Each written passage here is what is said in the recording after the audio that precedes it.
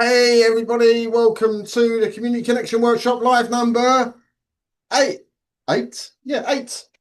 So today's live number eight, and we're carrying on with our whole series of the Community Connection Workshop. Now, if you have not kept up with the workshop, there's replays available to you. Just click the pinned link that's underneath this video, and that will take you through to our funnel where you can watch all of the, oh my gosh, everyone's ringing me, all of the back catalogue of everything that we've done in the workshop so far. Now, we have designed this workshop like we did the tour of Zenler to be standalone modules as well as work well in a series. So if you've not yet caught up and you want to catch up, you can still participate in today's and then go back through some of the ones that you might want to watch. So today I've got David with me. He's here somewhere. He's going to be looking after you in the comments, so make sure that you're active. Lots of commenting going on today. We need lots of participation. I'm going to ask you questions if I remember to ask you questions, and loads of answers, interaction. You know, you should be getting used to this by now. We're really ramping up. How can we have a community if we don't communicate, right? That's the bottom line of this. So we need to get used to backwards, forwards, rapport, not be worried about what we're saying in a message. You know, just keep it going, because as active as you are, you'll want your community participants to be. So make sure that we've got a free-flowing convo going backwards and forwards. Lots and lots of comments when requested, or if you want to ask anything as we go, then feel free to pitch in. I'm going to be leading the training today, and guess what? It's about engagement. So it's going to be really, really good. Looking forward to it. I've got a small presentation for you to go through, but before we do that, you know what's coming. It would be remiss of me not to remind you where we have come from and where we're going. So let's have a very quick look at this. This is the funnel page. So if you click that link that I told you about, go and sign up. Why do you want to sign up? Number of reasons. Firstly, you get notified about we're going live. So an hour before we go live, you'll get an email saying, hey, we're going live in an hour on Facebook. Come and join us. It'll be awesome. An hour into the training, you'll get another email saying, come and join us on Zoom. And you can come and join us in here and chat in here, or come on screen when we do the Q&A bit. So that's reason number one. Reason number two, all of the replays go in within 4 or 5 hours of the live session finishing, guaranteed by the next morning. And it means that you can go through with all of the resources that are attributed to that particular lesson. We did a really good workbook last session. We didn't go through it too much, but we're going to go through it a bit more today, that you can go and get access to, that you can download and keep. And there's loads of bits like that there. So, which is really, really good. And the third reason, and probably just as important as any of the others, is we'll invite you to the Zenler community on the tutorial site. So for this is where we're kicking off our own community for people coming in through this workshop. So you can experience the community environment through Zenler as a community member. Really, really, really important. I can't underestimate how or understate how important that is, because you will come in as an admin, we'll show you how to set it all up, manage it, all of that. But how do people see it when they're on the other side of things? They'll ask you questions, they'll ask you things, and if you've not experienced it, it's going to be a bit tough for you. So get in at the ground level and get in on that community with us, and then you'll see how all the notifications work, how it works on app, and all of this type of stuff. So 3 awesome reasons to get clicking that link and subscribing. If you've already subscribed, make sure you log into tutorials, go and find it, and then you'll find the replay page available to you. So what have we covered so far? We've done loads. I mean, number 8 we're on now. We've done the introduction to communities. What's a community? Why are we doing it? What's its purpose, etc., etc. We did the community planning. What are we going to do with our community? Who do we want in there? How are we going to look after them? What is it? A private, public, secret? Well, you know, how does that all work? So we looked at that. We then deep dived into the community feature itself. So on the Zenler platform, it's evolving, right? And I can tell there's might be a little surprise for you coming up in the next few days. We'll have to wait and see, but we're really driving hard the community area on Zenler, and we released it just before the new year. We've had multiple massive updates going on there, and we heard on that particular live some of the stuff that's planned to be released real soon. So we looked deeply into that. We then looked at the 3 different types of community we can have. So the public, the private, and the secret communities, what the difference is, how they operate, which one do we need to choose for what purpose for our business. Then we had community leadership, and that was on Monday. We talked about different leadership styles, how we're going to handle different stuff, how we're going to make sure that we are the leader of our own community without being bossy and, you know, running it like a military operation where nobody's allowed to move, look, blink, you know, or scratch their nose or anything like that. So how are we going to do that? What type of leader do you want to be in each of your communities?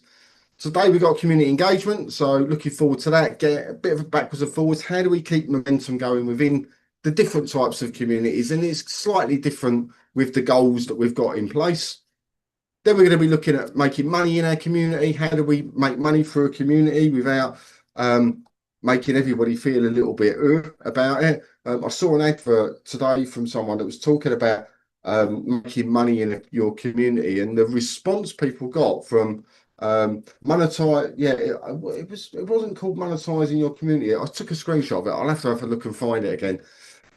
But it got quite a negative review on it, as in, how do you make money from your community? Well, you do it in a way that benefits your community, of course, and we'll show you how to do that in a way that you'll feel good about and your community members will love. So that's going to be on Friday. Then we've got growing your community, which is next Monday. So, well, it's good to get people in, but we don't want to stagnate it. We, you know, especially if it's a public community, we want more people coming in. The more, the better, because that will start to self-perpetuate itself, and you know they'll invite more people, more activity, more indexing, more people coming in, etc., etc. So, how are we going to do that? Then we're looking at advanced features within the community area. What can we do that doesn't have a natural button? I'm just labeling it that way. And there's things that we can do that will enhance what you can do within your community area. And then we're wrapping it up with a live Q&A on a week Friday. So we're over the halfway mark on this, quite a bit over the halfway mark now. So we've still got some really great sessions coming up, and I'm really looking forward to those. But for today, we're going to be looking at community leadership. So let me just stop sharing that one and find my other one. I'm then going to turn myself off. I've got one of my infamous presentations. Hopefully it'll work today without too much of a glitch. Here we go. I'm going to turn myself off and we're going to get into this. So are you ready for community engagement? Is there people on Facebook? Are you listening? Am I talking to myself? I can't see the comments. David, are people there? Yeah, we've got Katrin is in here. We've got Scott. Obviously Scott, we've got Angela in here again, regulars. Awesome. And we got Pauline as well, and we got me's back again. Cool. Right, I love it. So let's get cracking. We overran a little touch, which was my fault on our session. I'm going to try and keep this presentation so we're done by 3 o'clock, so then you can come straight in onto Zoom with us to have a bit more of a Q&A, because we didn't really get a Q&A opportunity on Monday, so it'd be really nice if we managed to do that today. But today's getting you thinking. Today, when we talk about engagement, this is really about the environment. We talk about the culture running within our communities and how we make people feel within our communities, and the way we engage with them, what we ask of them, and what we get people to do. Although they need to be aligned with the goal of what your community is set up for, it also sets the tone for people coming in, whether they are some are more enjoyable, some are more fun driven, some are more serious driven, you know, and how we're going to do that. And the way we engage will really make a difference. So we're going to get into that right now. So why community engagement matters? If we don't engage our community, well, when we do engage with our community, we get a higher retention rate. That just makes sense, right? Members that are engaged, people that are actively participating will stay, and they'll stay for much longer. Engaged members provide more value to others. It's all well and good us doing all the engagement, but when we encourage others to do it, it increases the perceived value, the actual value of what we're doing, and therefore people do want to get involved more. Just move that out of my way. And members that are engaged within our community, it helps with the brand loyalty. We get it with Zenler, where people actively, positively talk about Zenler outside of Zenler areas. So that's what we mean by that. So they become almost brand advocates, and you might not think that you have a brand. Maybe you think that you're not big enough to have a brand. Um, and maybe you're just starting out and you're just starting to get to the point where you're recognizing that you're starting to get that type of thing. And a brand can be an individual, it can be a business, it can be like Zenler, it can be a name, a logo, a software, a training, whatever it is. But you will get that when you've got a lot of engagement going on in your areas.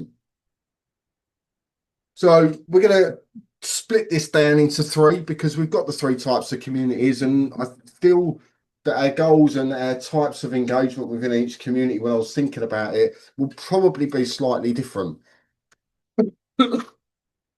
So we're going to split it down into the different types of online communities. I don't need to go through this because we've sort of done this to death. So I'm not going to carry on. You all know what a secret community is. You know what a private community is, and we know what a public community is. But it is a good reminder to constantly hammer that home, because at the end of this, when we started this whole workshop, there was a real lot of confusion over, well, what's a category? Why do we have communities in a category, and how does that work? And what's the different levels of access? And when we set our whole area up, can we set it as public or not public? And then when we set a community up, we've got these three other options. And I'm hoping at point 8 in the workshop, you're now super, super clear on what these all are. So you don't even need to think about it. If I say secret community, you know exactly what that means, what is available, how it's available, and all of those things, and in what circumstance you would use it. So, engagement fundamentals. So what's the basics of engagement within a community? So members actively participating in discussions and activities. This is what we want: interaction. Interaction is so important. We don't want to just be talking at people, putting stuff out, and nobody ever coming back. When people are interacting and they're engaging, they have a feeling of belonging. So we want them to feel that way. We want people to feel they're a part of something, and they might be part of other groups. And your goal really should be to go, I want my one to make them feel the best, the most comfortable in being there. That doesn't mean comfortable in what they're doing or not doing, because you might be in a coaching environment where you take people slightly out of their comfort zone, but they've got to feel safe, they've got to feel part of it, and they want to be there. The connection that they make within an engaged community, and this is with each other as well. And we see this in Zenler, where we see members helping each other, we see members talking to each other, members have had conversations outside of the Zenler areas with each other, they've collaborated there, and all of these things. And this really does mean that you, as your community, is sort of the hub of that. It's the instigator of these connections. That brings high value to people. People like to be involved in that, especially when you have that level of confidence in what you're doing when you're bringing people together. And that should be really encouraged. And then, of course, value creation. So members contributing insights, resources, and support. And we've talked about this. They're the core of the contribution that people make when we encourage them to be able to go in and say, start a post, reply to someone's question. We're letting you do it. It's we actively encourage you to help each other, because you might be one step ahead of someone else that's coming in with their knowledge, or sometimes they just might want encouraging, right? And that's okay to do that. We often see people coming to Zenler and they're sharing external resources that they found, especially if it's maybe something AI and it's topical. We've seen people do that, and it's quite useful. So just remember how that is useful for people in our community. It would be helpful for people in your community. So here we go. Content engagement types. So when we're looking at the different types of content, I sort of broke it down into a couple of different headings, I suppose, if you want to call it that. that I see people fall into, and they often overlap as well. So reactive engagement. So reactive engagement is members responding to existing content, and this could be they'll like it, they'll leave a GIF on there, they'll share it or whatever. They might even click and leave a comment, that type of thing. So they're reacting to what someone else has instigated. We've then got proactive engagement. So the member of your community will initiate a conversation. They'll start or they'll create the initial post or discussion going on within your community. And then we've got a collaborative engagement, and these are less frequent, but they still do exist quite well, where they're working together on projects and things, and they're co-creating stuff that they are willing to share within your community. So there's sort of a little bit proactive as well. Excuse my cough. I've come down with something and I'm fighting it off. So let's break this down into our different types of communities. So public communities, and these are some of the goals that I thought that we would look at, and then we'll delve into the engagement side of it in a sec. So public community goals. So if you're thinking of setting up a public community goal, we've got to remember, we've got a broad reach on this. So we need to maximize visibility because we want to get more people into our community. That's one of the reasons. The brand awareness, it makes our business go further than our community and the things that we offer within our business. So it gets it out there more. It's a great lead generation tool for public communities in Zenler. We know that we've mentioned this before. You start a post, it gets its own URL. It can be shared, it can be indexed, etc., etc. So this is a great way of converting people browsing into becoming visitors, into becoming community members, into becoming customers, maybe at some point if that's what they decide. And then community growth. So establishing a thriving place where there's lots of really engaged participants. One of the main things I see that go wrong with a public community is that they normally get quite big, but the content becomes quite poor or the interactions become not so good. So there's a lack of quality in there. And I think that's something when you're looking at your public communities, you really need to consider hard as to making sure that, yes, you do want that interaction, that engagement going on in there, but you also want to be seen as a quality place to be. So you need to be seen as busy, but not overwhelming, but quality and not just a whole churn of nonsense, because otherwise people will look and they won't come. So it's a fine line on the public communities with the engagement as getting it right. So public, let's move that way up there. Community engagement strategies. So what can we do? So open discussions. So create a space, your community, where anyone can start a conversation about any relevant topic to that community.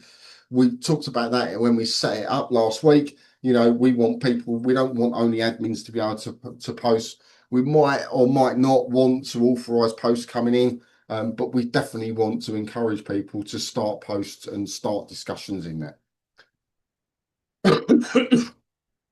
We can use that in our community to promote and host our webinars or live sessions where they're open to everyone. And we're going to look at that in session 11, how we can maybe do some of that stuff. So I'm not going to spoil that too much for you, but we also know direct live streaming's coming into the Zenler communities at some point in the near future. You can run recognition programs within your public communities, and this highlights active contributors. And you can do this in a multiple of different ways. And I was thinking about how it would be possible to do it within Zenler when we don't actually have a rewards program set up right now. And I was thinking we could maybe set something up in Canva where you could take their profile picture and put a skin over the top of it and then send them their image back to put onto their profile within your thing. So it could be highly engaged or, you know, expert in, and you could have that as like something that goes just underneath their thing. I'm sure we can do that in Canva, upload it on their image and send it back to them. I think that would look quite cool. So there's ways and ways of doing things. So that could be a way of recognizing people through a public community. And then, of course, trending topics in a public community is really good. So this really gets people chatting backwards and forwards, popular discussions within your industry. So these, we all know what fire starters are. We can go in there. We don't want to keep doing that all of the time because it becomes a bit draining. But you do know within your industry how to open discussions up on specifically on things that may be in the news. So if you're looking around at the moment and your deal is immigration in the UK, it's a hot topic right now, right? I'm not getting into it, but it's something that's going on. And if that's your business and that's what you have your community around, that would be a great one to discuss because it will really get you found for that thing if that's what you want to be found for. So trending topics, really easy to find out. All you've got to do is turn the radio on and you'll hear what's going on. If not, go to things like Sky News, BBC, whatever it might be in your country, and you'll get to hear what they are. So content types within a public community, educational content is always good. So tutorials, guides, resources, and that just gives a clear line of sight as to, you know, there's some real core training stuff going into these communities, and it's really going to help people. So interactive polls, so questions that encourage participation. So at the moment, we don't have an actual feature within the community that does polls, as in vote for this, this, or this. But what you can do is you can ask questions in there and get people going. You know, give us your opinion on this, that type of thing. That really works quite well. When they give you an opinion, ask them why. Why do you think like that? What's your experience with that? It gets conversation moving at a faster pace.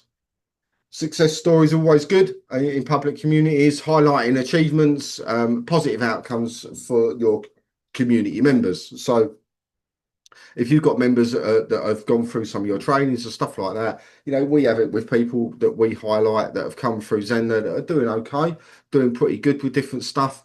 You know, we try and highlight those because it really shows one, not only that our platform here at Zenler is capable of handling businesses doing really well for multiple different factors that they use within it, but it also encourages people that are maybe just starting out and going, you know what, I'm not sure I can do this. I'm in a bit of a weird niche, or I don't feel confident enough.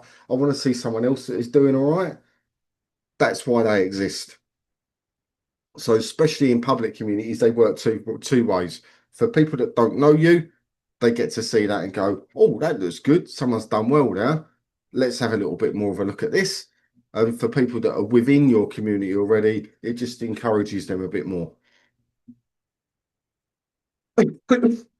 Okay, so private communities. So that was public, this is private.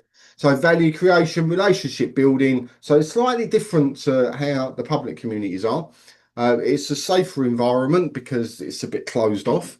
And we keeping members engaged will make them stay for a longer term membership within your community, even if it's free. So private community engagement strategies. So we can do exclusive content and structured discussions. So things that you can consider, things like premium guides and templates, private community member only videos and webinars. So rather than doing, oh, this is just general for everybody as a sort of a lead magnet, you could do stuff that's a bit more exclusive for them. You could give early access to new features, new modules, to new courses, new trainings, new whatever it is that you're offering. You could do slightly more structured discussions within a private community, which creates that type of engagement you're looking for. So weekly themed threads, I'll come on to that towards the end and give some deeper ideas about that. Expert Q&A sessions, they're always really good, especially if you've got a community that's been asking about something quite a lot and it's sort of tied into what you do, but isn't what you do. They can work really well because that just is another level of value that's offered. And yeah, normally the experts that come in, they sort of want to do a bit of a pitch at the end, which is fine. Oh, you can find out more here. Better if they give them something as a sort of a look. I've just talked for an hour and done Q&A on had to do a man bun, for example. Right, David, I know you've had one of these before. I don't know if he has or not, but I'm sure he probably would have done. Um, and you've done that. Oh, well, I've got a lead magnet that's got a video in it and it'll show you how to do it perfectly. Right, that's okay. Right, if they start going, come to my salon and I'll charge you £5 grand to do a man bun, and you've got to come all the way up to the North Pole, and yeah, that's not so good. So, problem solving workshops, they're really nice. They're where people just, and it becomes it's different, right? You don't want to do those types of things in a public community because all people see is the problem rather than the positivity that you want fed to encourage people to come into it.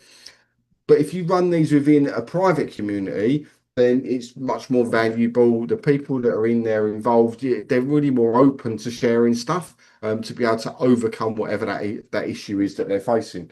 So they can work really well.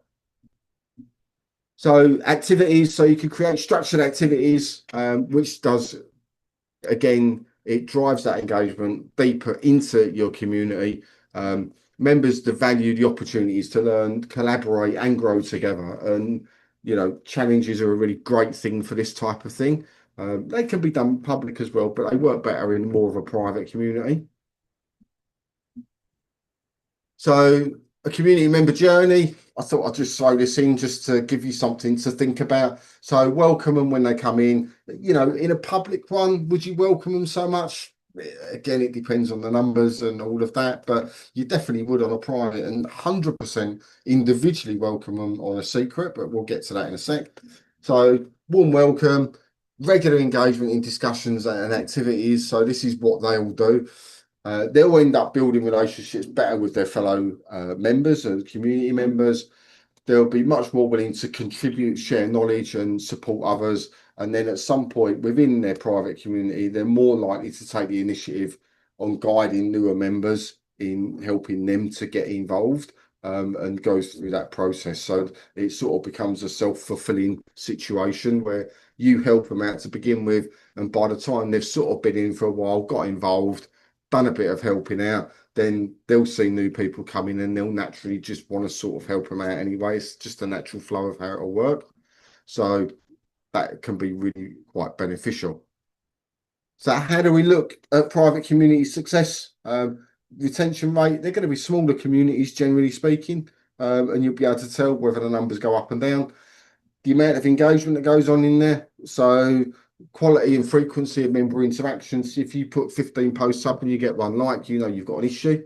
And therefore you need to reevaluate your whole strategy behind what's going on. If you go in there and you put a post up and you've got lots going on in there, then it can be quite good. Some posts you might not want interaction on, it's not necessary.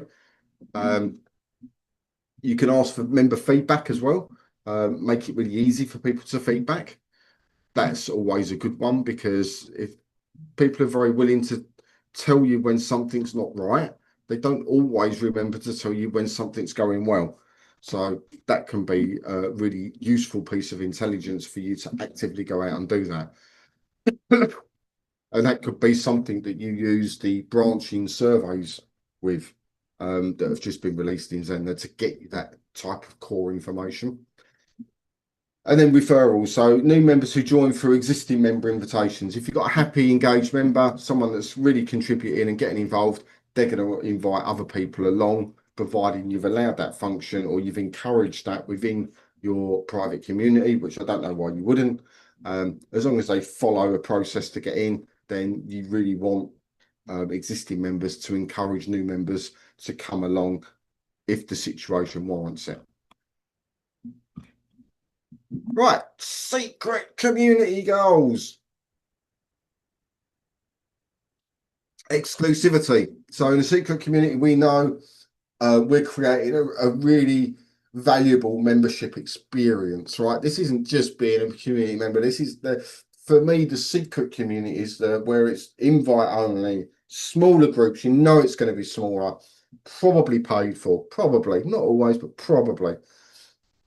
I'm going to experience something awesome in here. Their value level of this is going to be immensely through the roof, but we still need to keep the engagement going, because although people will pay Although people will love the fact that there's this level of exclusivity behind it, they still need to be encouraged. Otherwise, they'll leave. So the prestige that it offers, it just makes people feel good. The privacy, we know it's a secure space. So if you've got sensitive discussions going on, that's something that you can promote through your secret community, and also the intimacy. So it does create a much more friendly, open and sharing group eventually, not immediately, but it will. So engagement strategies, meticulous member selection. So carefully vet potential members based on a very strict criteria. This ensures alignment with the community values and goals. And we talked about these the other day, and I think it's really important that that bit's sort of nailed in, that we don't just get anyone that's willing to pay you what you've set the price for your community to be. Because when you're bringing people in, so say you've got 5 people in there already and they've been in there for maybe a month, and you bring someone new in, that can really destabilize something that's already starting to work quite nicely. And although you might have earned an extra £100 a month, £500 a month, 50,000 a month, whatever it might be, it could also upset the other 4 that are in there, and therefore they might not want to get involved, or they've got to be really coached back into getting more involved. So member selection process, I know some groups that are secret communities also get the existing members to vet who comes into these types of communities, so they get a say in it, especially if you've started off with a small group. They're in there, everyone's getting on well, you're all doing your thing, whatever it is that you're in there. Then suddenly someone goes, oh, I know someone that'll be really great in this group. Rather than it just being on you to put that together, maybe it's something that you want to consider to actually, this should be a group decision, or certainly the group should have input into it. That makes it, see where it goes with this much higher level of experience people are having within this type. You wouldn't do that in a public group. Makes no sense. You wouldn't do it in a private group. Makes no sense. But in this type of secret group, absolutely makes sense. So high touch facilitation, so more personalised attention. So every member that comes in there, absolutely personalised welcome, looking after.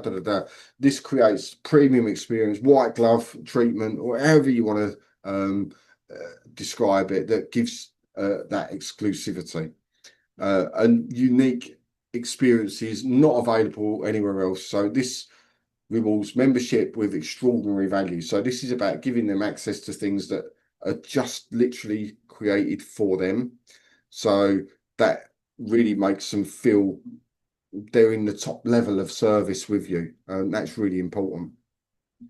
So types of content, insider knowledge. So if you know the stuff that's coming up that nobody else does, if you're inclined in that way, that can be really, really good to get those conversations going.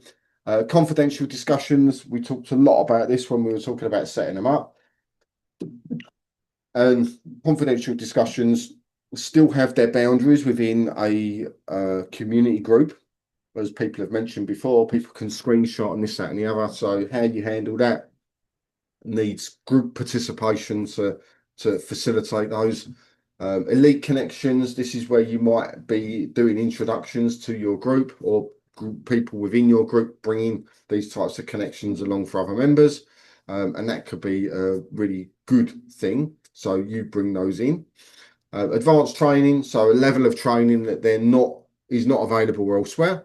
This could be either part of the membership or something that they pay for as an extra, but they can't go onto your website or your Zenler site and go, oh, I've just been through that. They said that was advanced and now it's open to everyone. It's got to be something that's not open to everyone. So yeah, not available to the public. So engagement triggers. So thought-provoking questions. Ask open-ended questions in these types of communities. They work really well. This gets people to really open up their minds, their perspectives, and actually their experience as well. And that can be really helpful. They're much more likely to do it in a secret community.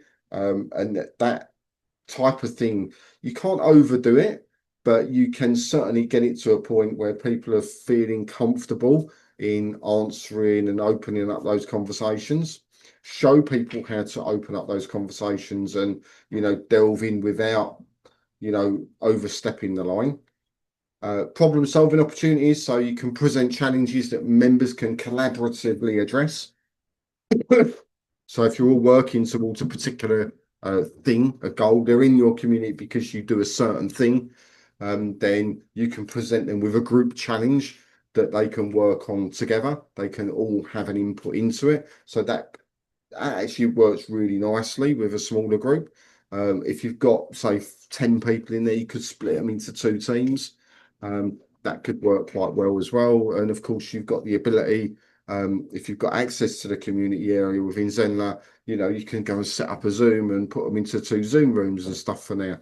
Things like that. So use other parts of the platform to move them backwards and forwards in what you're doing. Timely discussions, so connect conversations to current events. That's entirely up to you as to how you do that, but that can be sort of comes in with the thought-provoking questions and looking at what's coming up. So that can be quite useful.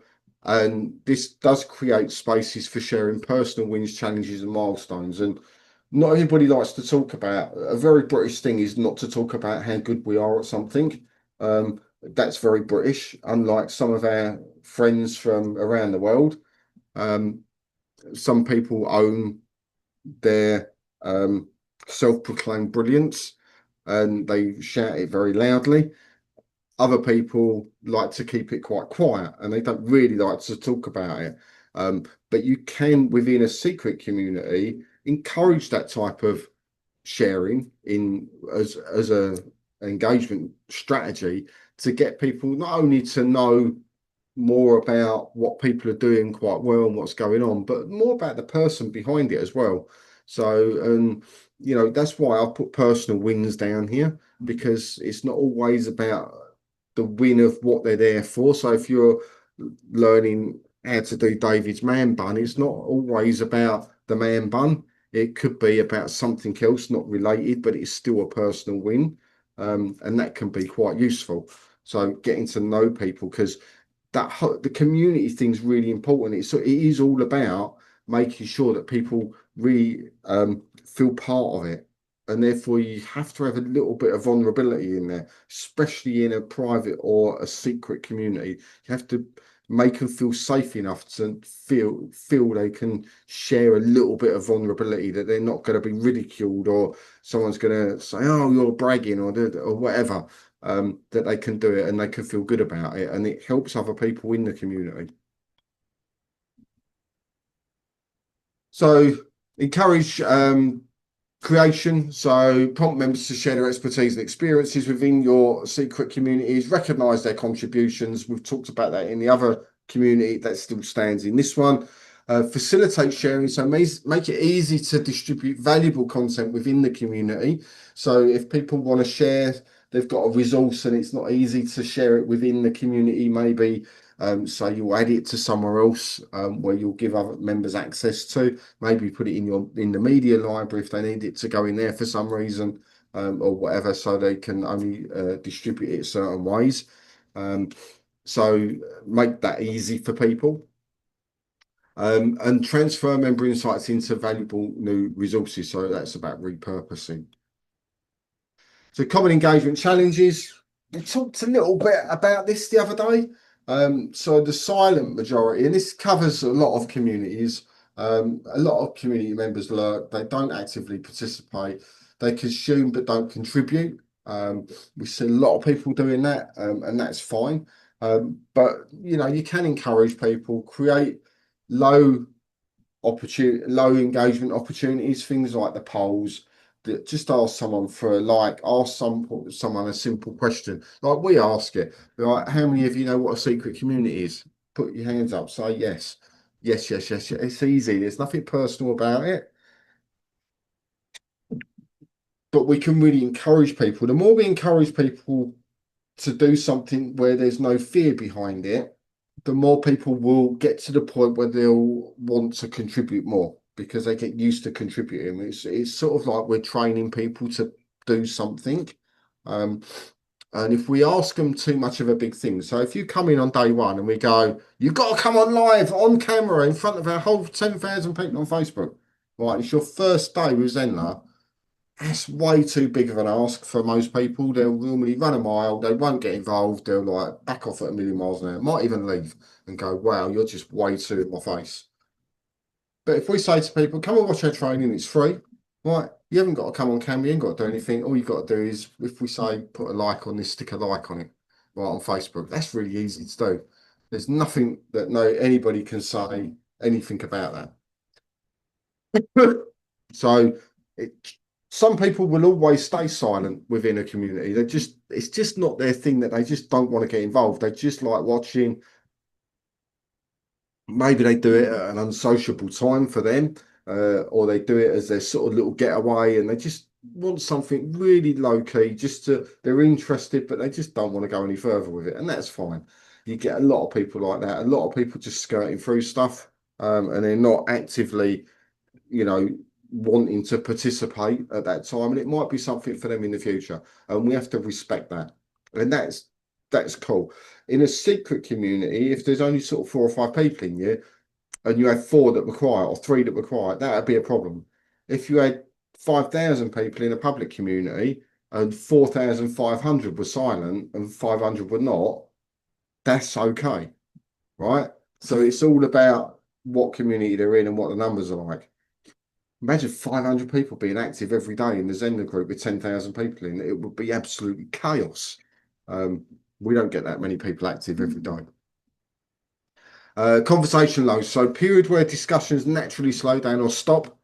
These create a sense of community inactivity. So how do we overcome that? So you need a content calendar. We've talked about this. I'm going to show you something in a minute that's going to help you with this. We've planned discussion prompts and activities to maintain momentum. You can't expect your community to always be running the content within your community. So you need to stoke it. You need to recognize when to leave it and recognize when to get involved in it. But you need to have a plan lined up to go, if it goes quiet, I'm going to throw this in there. If it goes quiet again, I'm going to throw that in there. And that will keep the activity going. We talked about negative interactions, but we didn't talk about it from an engagement point of view. We talked about it from a management and leadership point of view. So disagreements or conflicts that can derail productive conversations and damage community culture. It does stop people engaging if they feel that they're going to get jumped on, or they're going to get hijacked, or someone particularly aggressive is going to come in and start on them. So you do have to recognize how that will affect it. Now, in a small group of 10 people, it's really easy to overcome. You just, if it was me and I've done it before, I would literally just pick that person up, phone them, message them, whatever, and say, look, you can't do this in here, right? And you can knock it off straight away with that behavior, because that will probably be a breach of the rules in a secret group anyway, right? But it's the quickest way, if you let it go on, to kill that group off. In a private or a public group, some people might think this is really good in a public group, because, oh yeah, nothing, any news is good news, all of that type of thing. So, you know, it doesn't matter if it's negative or not negative, as long as they're interacting on there and posting and all of that, then it'll be great. But you've got to remember just exactly what people are going to view your community as. So if you've constantly got people disagreeing and there's constant conflict going on and they Google your community and all they can find is arguments, right? All you're going to do is attract more people that want to argue, rather than focus on the purpose of your community. So you've got to stick to the guidelines, moderate where necessary, and know where the boundary is that will keep the engagement positive within your community. I've sort of touched on gamification, because gamification is a great one for communities. There are external tools that you can use and look at that will help with this. It's an element that I know Rakesh is really keen on. So I wanted to put it in here because I wanted you to think about it, as in, if Zenler introduced gamification into the community in the next 3 months, let's say, what would that look like for you? Because it is something that really encourages people to do more within a community. And for now, you can gamify things in other ways. It hasn't got to necessarily be done by the platform itself. So just consider how that may work for you. There's somebody mentioned to me the other day that they see people that are using like a bingo type setup to get people more engaged within their community, and that seems to be working quite well for them. And you can get these programs now that are free, a bit like we do the Wheel of Fortune thing for our winners sometimes when we got a competition going on. You know, there's things like that. You could do a spin every week to get people engaged in that, and they'll get X amount of points or whatever it is, doing those types of things. There's lots of different things you can do, but I wanted you to just to introduce you to the idea of gamification and what that may mean for your community going forward. So we can create events. Of course, these are really good for engagement. Lots of stats around those. I'm not going to really get into that too much, but creating memorable events for our community members. It then moves the conversation from an event. You might take them onto a webinar, it might be an in-person event or wherever it might be. And then it brings them back into your community, and then they're all buzzing about it and talking about it. And, you know, this creates more content, etc., etc. So your participation rate within your community will go up by having events that are really, really good. So if you feel that there'll be a lull in your community, look at running a webinar for your community, or running some sort of type of event for them, not just do a live here and there or whatever, but something big for them that'll get them all excited and pumped up again to come back in your community and start raving about it all. So event types for different types of communities. So public community, open webinars and live streams, they're really good. Public Q&A sessions and industry roundtables, they're always popular, really great in the searches as well. Private member workshops, we've run them here at Zenler. We've had people in our workshops. Networking sessions, we used to run ZenMind, and group coaching calls, we used to run those as well. And they all worked really, really well. And then secret events could be exclusive retreats. I see a lot of people doing those. They work incredibly well. VIP dinners or closed door mastermind sessions. And some of the mastermind sessions, of course, can be done online. I've even seen VIP dinners done digitally before as well, which is really interesting concept. But yeah, so they can all work really great. So community health indicators, growth metrics, engagement metrics, and value metrics. It's down to you to sort of keep an eye on what of these you feel is important. So if you're running a public group, the growth metrics are going to be massively important. If you're running a secret group, maybe the growth metrics are not as important as the engagement metrics. So look at those, work those out for yourself. It's not hard to work out when a engagement is up and down. You know, running a little survey here and there or a poll or something like that, you know, gives you some value metrics, and your growth metrics are quite obviously your numbers go up and down. We know that's going to happen, but you know, keep an eye on those things because it will keep you flowing. So you've got an engagement action plan here. You know, it's really, really simple. Assess your community type. If you've not yet done it, understand what your first one's going to be. Set your engagement goals. So find what the goals for your specific community will be in terms of engagement. Then work out how you're going to implement those strategies into it, and then you have to measure it. Now,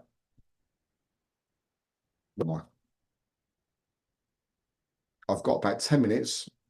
And what I wanted to quickly do here, just before we all jump off and get all excited, oh, he's finished early, right? I just wanted to quickly go through one more thing with you. I'm changing my screen because it's on a different slide deck.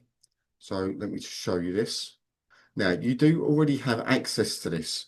So this is the post types handy guide. Now, David did this on Monday for you. So I don't know if he wants to jump in and go through a little bit of this with us. But we've put together this guide for you that you can download this, you can go off with it, and it give you much more detail as the type of posts you can put in, as in things like Shout Out Sunday, someone who helped you. It's actually giving you what you can put onto like a little Canva image or whatever it is, that you can then add into your community. So if you're sitting there going, all this strategy sounds great and all these things sounds awesome, but I'm not quite sure what actual words to put in there, then this is really going to help. Yeah, he's here now. David's here, right? Hi, Kevin. Yeah, I think you know what you've got here is you've got just basic ones to help you along, you know, and like Kevin's been talking about all of the fact, it's really important. I think like Kevin was covering all those sort of basic foundations that you're going forwards before you get to this point. If we'd have come along and just said, right, just gone through these guides, you wouldn't understand how we got here or what it means. So now I think after Kevin's presentation there, you've now got this handy guide sheet that you guys can grab, but will be on the replay. Okay, so it'll be self-contained, this handy guide that you can just use. And I think it helps you. It kind of opens your mind to what you could do. So you could do, like, if you're just searching for something, like you want to know a discussion starter, you know, you've got all those things in there. So what's your biggest challenge with, and then the topic, you know, so if you are a dog trainer, what's your biggest challenge with your puppy? You know, these are things that can get people going. But as I've always said, these are great ways as well, not just to get engagement, but for you to get data, to get feedback. And I think that's really important as well, because every time someone answers a question, they're giving you information about what they want, what they require, or what they need. So those questions can really open other things up. So not only are you going to get engagement, a lot of things coming in, but you're going to get a lot of data, and you should be using that data as well, because that data can drive new growth coming into your site. So if someone says, if the whole thing is around puppies, let's say, for instance, and everybody's talking about, toilet training, their puppy, and they're a particular breed of dog, you can assume that from that data that there's a market there that maybe you're not tapping into. So then you could produce a ton of socials around that, and you could start, are you interested in this course I'm doing? And that can be the data driver for how you got to where you are.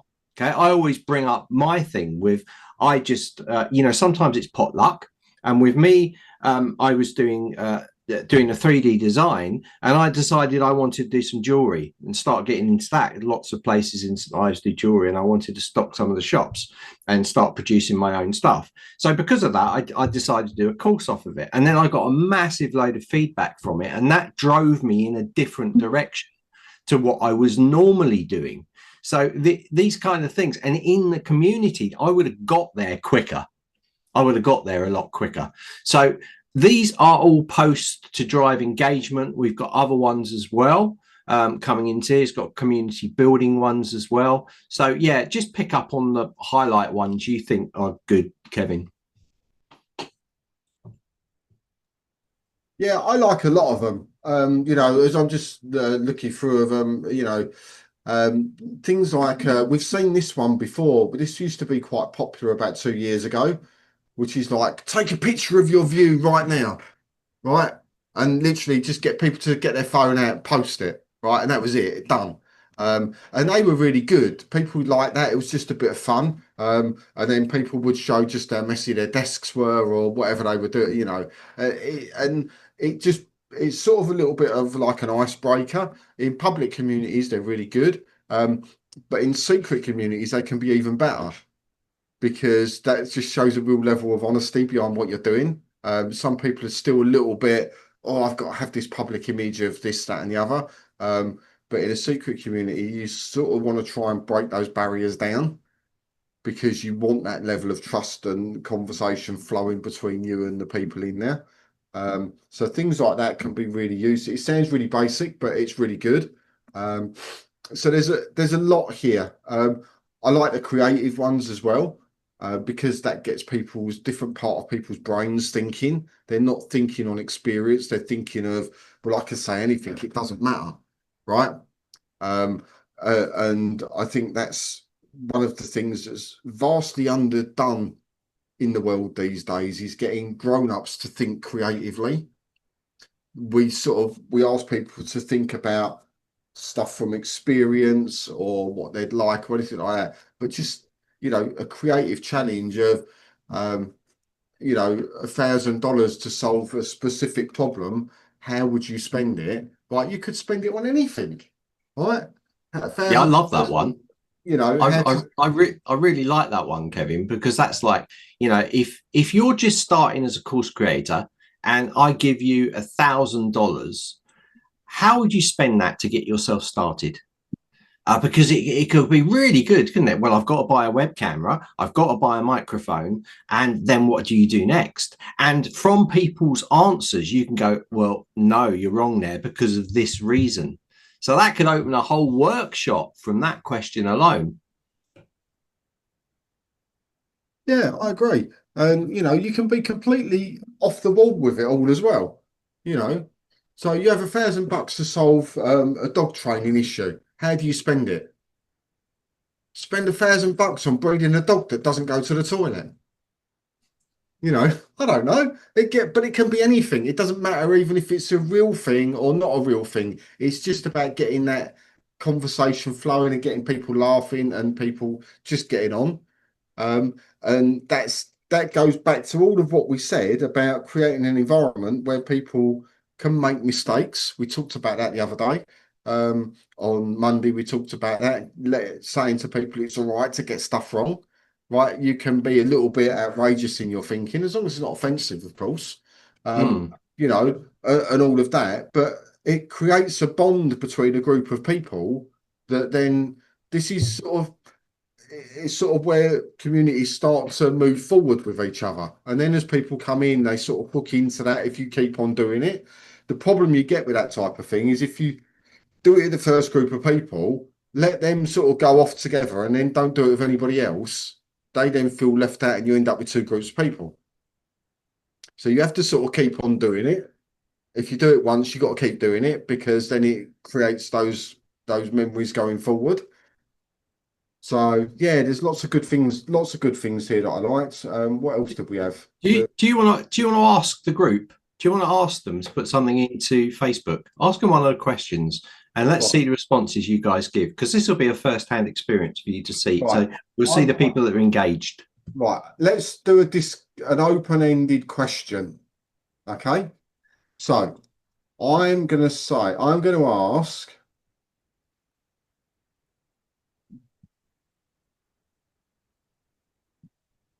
Right, this is my question. It's a bit of a variation on the first one.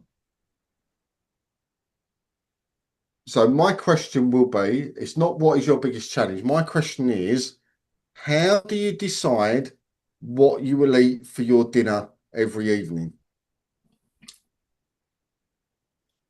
That's my question. And the reason I ask it is because Sarah asked me, I ask her, neither of us often decide, and then we just do something that's convenient. It never really works for us. So is there a better way?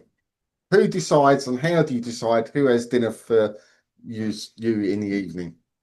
I've got my answer for that is I try to be very sensitive to what my body needs. So you've always got a craving, right? So like today, for instance, I really fancy chicken. But yesterday I had steak, but I didn't want like all potatoes and vegetables. I wanted salad with it. But that's just because my body was telling me that's what I wanted. I'm also going to eat a lot of fish as well. So when I was doing my shopping, I was like, well, I want that and I want that and I want that. So it's almost like my week is all planned for food because I knew I kind of go from a body. Sometimes I'll eat a load of chilies just because I'm like, I fancy a chili. I don't know why. And I never stop. If my body tells me I want something, I will eat it.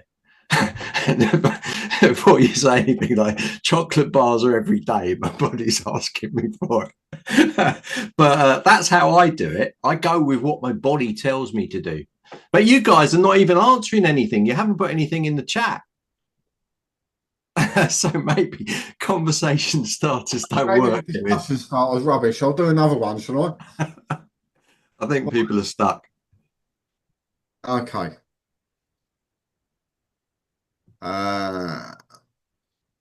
See, these ones we do all of the time anyway. So, where are you and what brings you here? So we know that anyway. Drop your location and one interesting fact. Yeah, where in the world? Let's do this one. This is easy for everybody. So, where in the world? So, tell us where you are from. One interesting fact about where you are from. Right, everybody can do that, right? That's an easy peasy one. Yeah, that's a good one. Oh, right. So we have got some answers. Just needed to refresh my screen. So you guys have been. It did work. It worked. It worked. So did. So Birdie says mood, and what I ate already during the day. So I think she bases it on her mood. I decide in the mornings when looking in the refrigerator to see what's available. That's classic. I love that. We've all done that, haven't we? What's left over? What can we make out of this? I got half a can of beans. I've got some stale bread. Let's do something. It's based on what my lumen readings are. Whoa, Scott. Your lumen read, your light readings, what I have on hand and what I need for the next day, more protein. Yeah, so it can be like that based on that. Protein, carbohydrates, all these sort of things. And I guess you, Kevin, like you're doing your competitions and things like that, you're quite careful about what you eat before you have competitions or before you're doing workouts and things like that. That can base. Well, I remember when I was doing judo, I was eating a lot of eggs before competitions and things like that, and some carbohydrates. I'm terrible. I'm a proper carnivore. I'll sit there and eat red meat all day, so it's dripping down my chin. You know, I'm the you know, same. if there's a diet that suits me, it's the carnivore diet. Red meat, chicken, fish, eggs. I'm good with that. Right? That was the rest of my life. I'll be happy. You're a tiger. Ellie's put, we decided depending on what is in the fridge. So yeah, a lot of people are like, what's in the fridge, what's lacking, what haven't they eat for a change, I guess. I map out the menu in the beginning of the week. Angela, you're very organized. That's the same as me. I do that as well. And plan out meals the night before. Pull out the mission. Too organized. Angela's too organized. You can tell a lot about people by these sort of questions as well. I have to plan because limitations. All right, yes, Pauline. So I write out the menu on the fridge each day and dry erase markers. Angela, it's Angela again. She's mega organized. I got a follow-on question for you, Angela. Do you think the way that you are with the way that you do things, do you think that holds you back in your creativity as a course creator? I'm just saying, because sometimes when you're very rigid with these things, you don't move outside the box or you don't think outside the box. Would you say that's the case, Angela? I think we moved into psychology now, Kevin. I'll tell you what, the most common thing that I have in my house, because I've got my two teenage daughters as well, is they'll say to me, I've looked in the cupboards and I've looked in the fridge, and there's a pork chop, there's a bit of cheese, there's a bit of this and a bit of that. None of it makes a meal. What are you bringing in for dinner? Right? And I get this message all of the time. And my reply is, there's food there, make something with it that's edible. I'm not bringing anything in. And when I get in, I'll tell you what, the combinations that they come up with are really quite creative because they've got no choice. They're just thrown these weird ingredients together, and there's always spices and stuff like that about, and they just have to get on with it. Yeah. I think, you know what? I think that's like course creators, isn't it? If you've just got to get on with it, you just got to do it. So if you've got a crappy web camera, if you've got a bad microphone, you just get on with it. You just do the job. You just put it together, put something together, get it out there. But yeah, it's amazing, isn't it, what they can come up with? So you just force them into a corner. You don't buy food. No, I just say to them, have that or have nothing. I don't care. I'm not there. Well, Angela's put to you, but Kevin, where does the chocolate digestive fit into the carnivore diet? Yeah, well, you know, Perhaps I need to invent a steak digestive. That would be good. Actually, you've just given me an idea. If I get the fat off of the steak and drip that onto the digestive, stick it in the fridge so it goes hard, and then I eat it, a meat digestive. Just can we just stop there? That's just going extreme. There's people obviously brought in Chat GPT. Oh no, guys, you're going to use Chat GPT to help you create a meal? Oh, where are we going? Yeah, let me tell you about that. Actually, my daughter, right, who's at Nottingham University, she's on a budget, right, and she was moaning the other day. She said, "Oh, I haven't got very much money for food." I said, "Right, go into ChatGPT, right, and this is a thing now, and say, right, because she lives near, I think it's an Aldi or a Lidl or one of those, and say, I have £5 for my food. Suggest a shopping list from Aldi for £5 that will give me a balanced meal, right? And it will tell you exactly to the penny what to go in and buy that will combine it all together and how to cook it to make a meal for a fiver." Well, that's good. I was astonished. I was like, "Is that a real thing?" And she said, "Yeah, I went in, Dad, and I actually bought everything it said. It came to within like 5 pence of what it said, right? I could buy all in the pack sizes that I needed, and it was brilliant."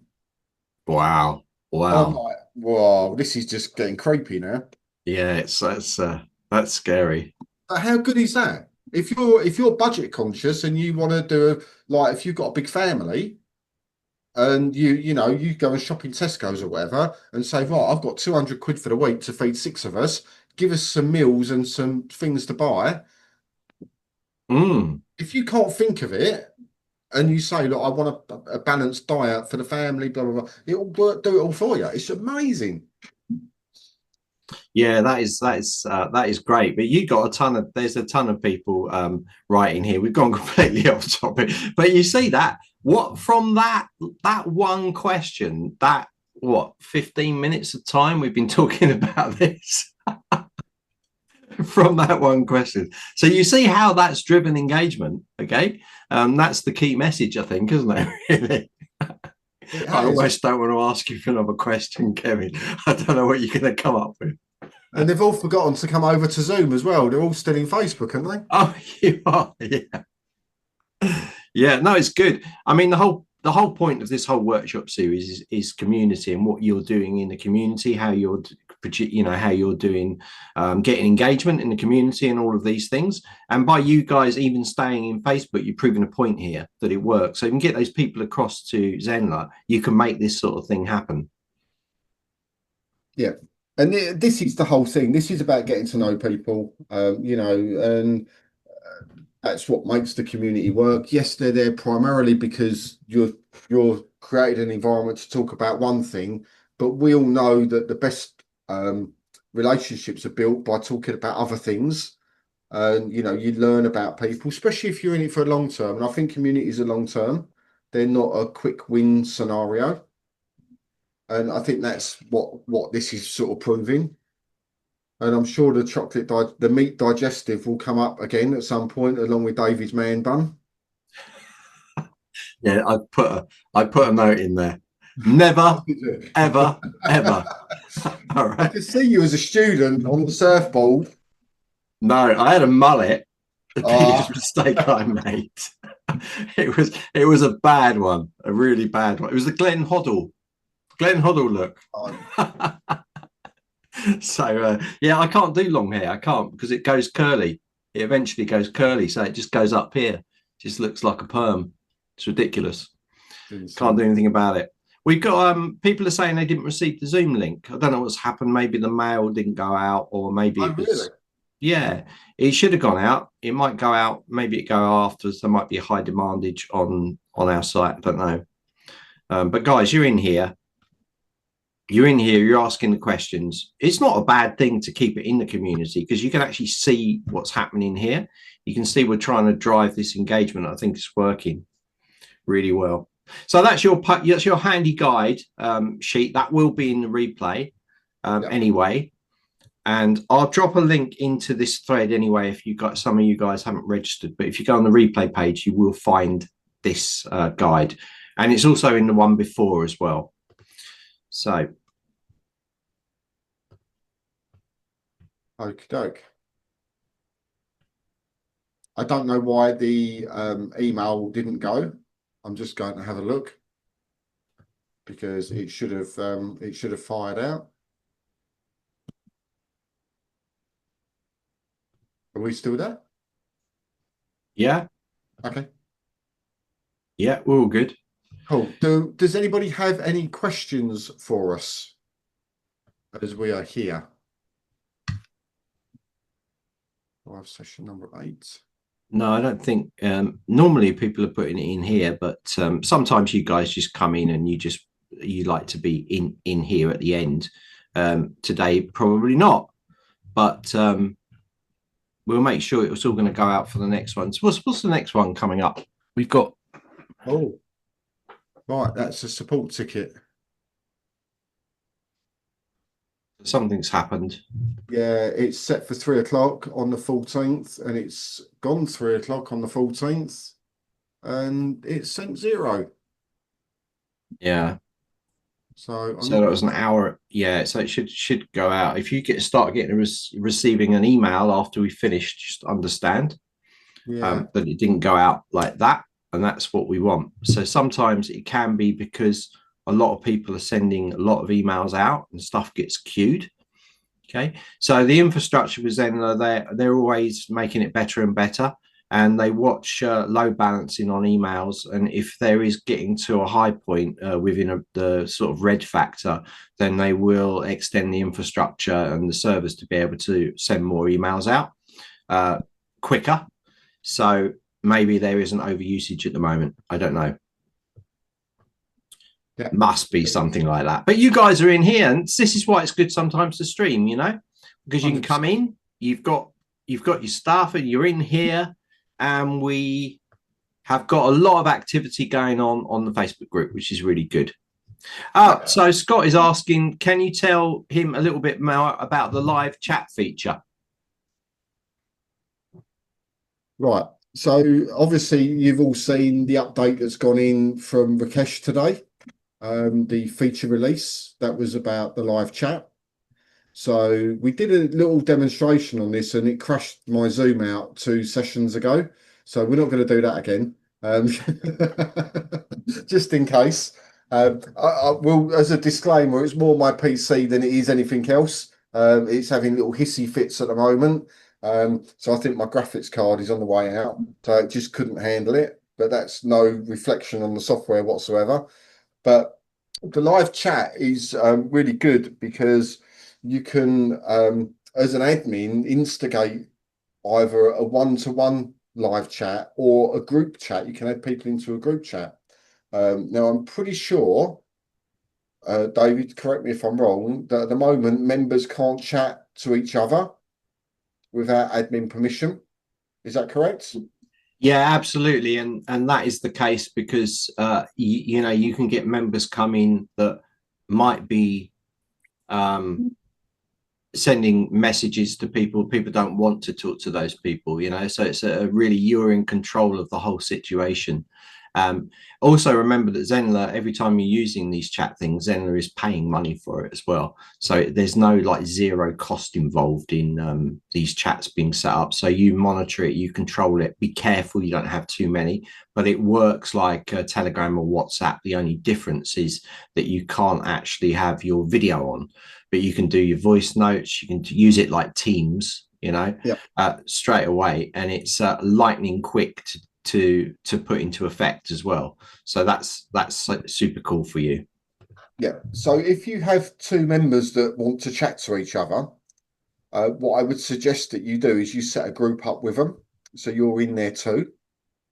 And then you can just be a passive member of that conversation. But it's sort of, and the way I would approach it, I think this is a good thing. The reason I think it's a good thing is because it does protect the members. It's a level of security for the members. I hate the fact that people can just message each other on Facebook, and Facebook does a really bad job at filtering it now. But you get added to groups all the time that you don't want to be part of, and they've even there put spam filters in and all, and they shouldn't have to do that, right? So I think if you take the bull by the horns on this one and say, look, direct message chat is available, but you need to request it from your admin, right? And then you could just say to them, right, I can set it up if both parties want to do it, and then you're a group. And then you can just be a passive participant in it. But if they know you're in there watching, they're going to behave themselves. Yeah. And I think that's a good thing. I think that shows that you care enough about your members to make sure that their privacy and their security is looked after. So, but I like the voice note part of it. I think that's really good. Voice notes and stuff like that. It's the future of what we're doing now. We're all getting lazier as we get older. Our typing is getting worse, right? We can't be bothered to type half the time. And when we do, it's almost so many. I can't even tell you how many times we have to try and decipher all the typos or autocorrects into different words. And I'll tell you what, the softwares that I use have the most patient support people, because my spelling of account is often wrong. And when I look back and I can't edit it, it's really quite embarrassing. I won't tell you what it is, but I'm sure you can work it out. Um, and I look at it and I'm like, I just wish I could leave a voice message instead of that. But I do it all of the time because I type fast and I do letters back to front. I do that. I do that with your. I always get Yeah. the O and the U mixed up every single time I'm typing it. And you know what? I spent about an hour. I kid you not, an hour typing your continuous, just typing. Well, and I was like, that's it. I've got it now. I've just motor memory. I've got it. I've got it. Next day, gone again. Yeah. Some things just don't work, right? And that's it. But the voice note part of it, I think, is really good. If you want to connect with people and really build a, people often won't get on the phone. They especially in a community, they may not know you quick enough for that. Um, but to leave a voice note, you can get a lot of what you could say and what you write is often different because they get the inflections in your voice and all of that. They know if you're joking or you're serious or you're happy or you're sad and all of that. It's easier to do in a voice note. And when I saw that feature go in there, I was so surprised, happily surprised, because I thought, oh, this is just going to be like typing, but it's not. Yeah. I thought that is pretty phenomenal, to be honest.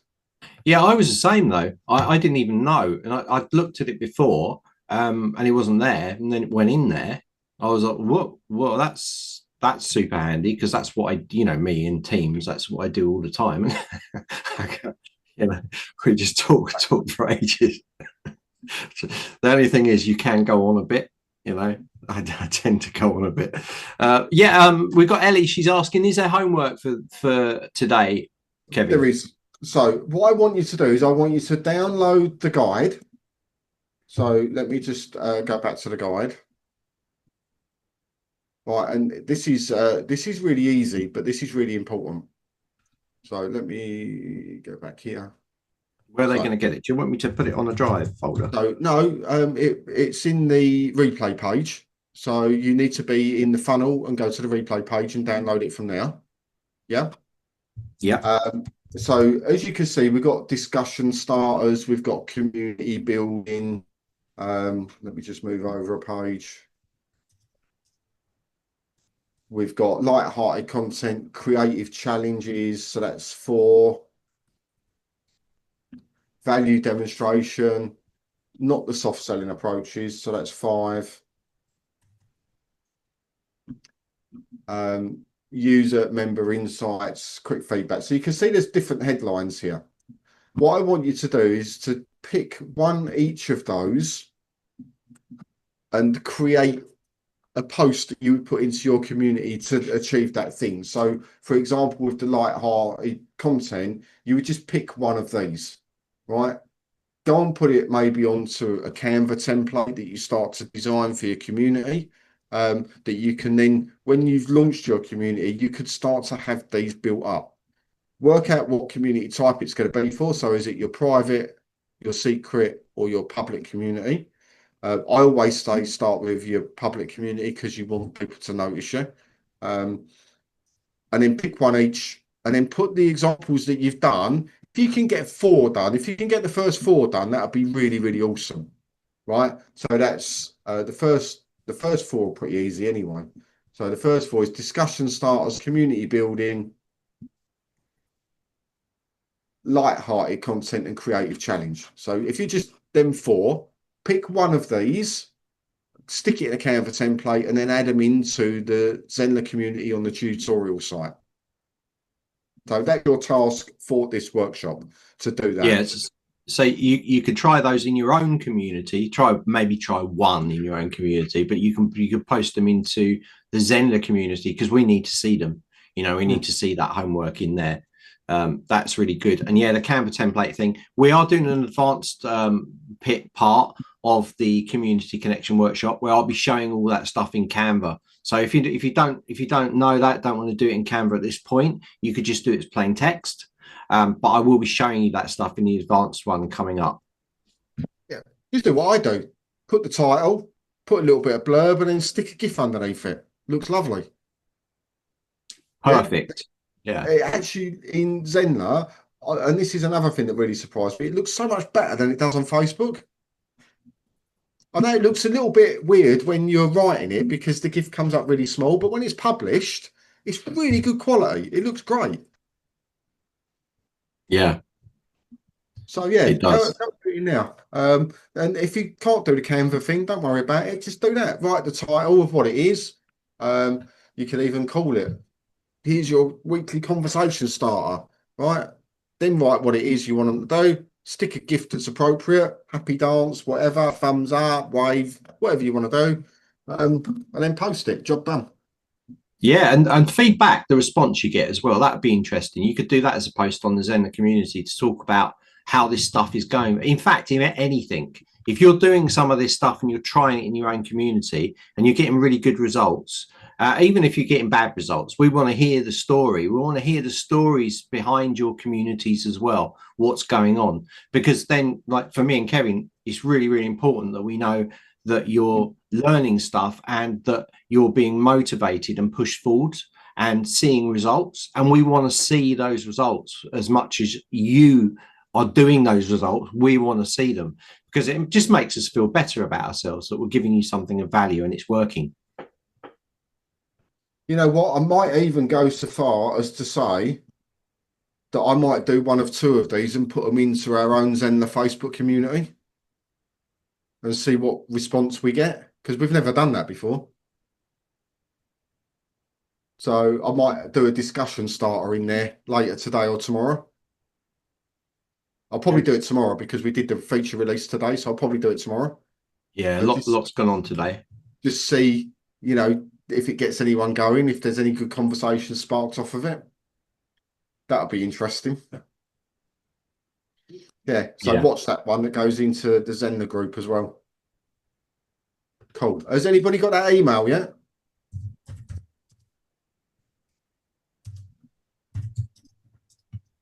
Nobody's come in, so I'm assuming not.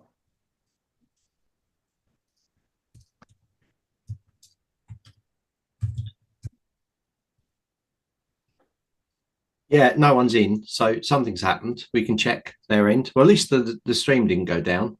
So that's the main thing. Indeed. Good.